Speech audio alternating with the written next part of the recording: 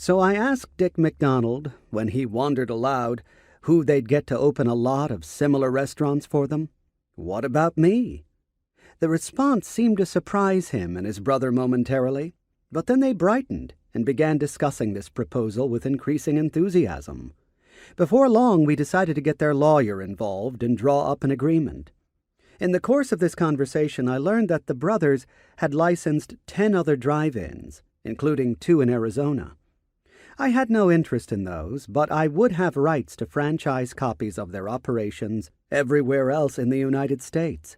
The buildings would have to be exactly like the new one their architect had drawn up with the golden arches.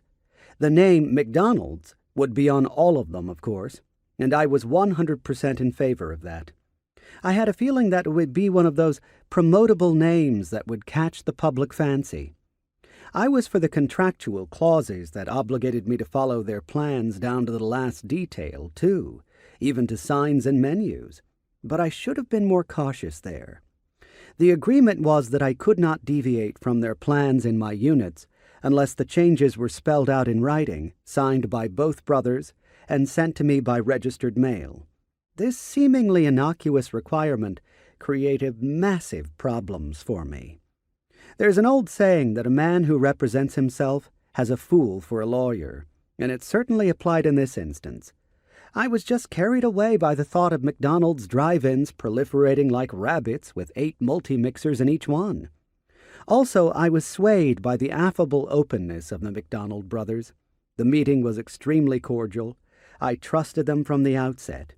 That trust later would turn to bristling suspicion, but I had no inkling of that eventuality. The agreement gave me 1.9% of the gross sales from franchisees. I had proposed 2%. The McDonald's said, No. If you tell a franchisee you're going to take 2%, he'll balk. It sounds too full and rounded. Make it 1 9/10, and it sounds like a lot less. So I humored them on that one. The brothers were to get 0.5% out of my 1.9%. This seemed fair enough, and it was. If they had played their cards right, that 0.5% would have made them unbelievably wealthy.